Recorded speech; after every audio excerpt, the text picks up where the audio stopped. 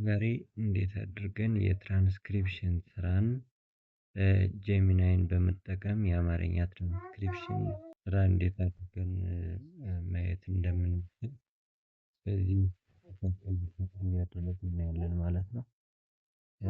ለምሳሌ የሆነ ኦዲዮ ፋይል አማሪክ ኦዲዮ ፋይል ይኖራል። እሱን ኦዲዮ ፋይል ፕላስ ሳይኗን በመጫን ፋይል እስከሚለው ጋር እንገባና የኦዲዮ እንመርጥለታለን። ከዛ በኋላ ለምሳሌ ይሄኛውን ሪከርዲንግ እንወስደውና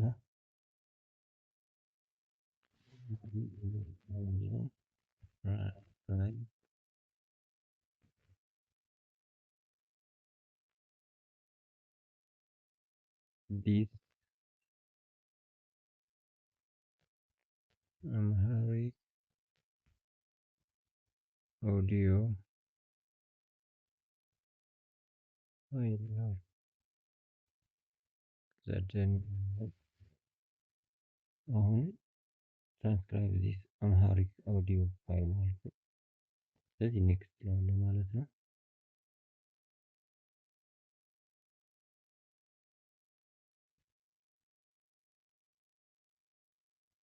ስለዚህ በዚህ መልኩ የቀረበው የአማርኛ ድምጽ ፋይል ትርጉም የሚከተለው በማለት እንደዚህ አድርጎ ያስቀምጥልናል ማለት ነው።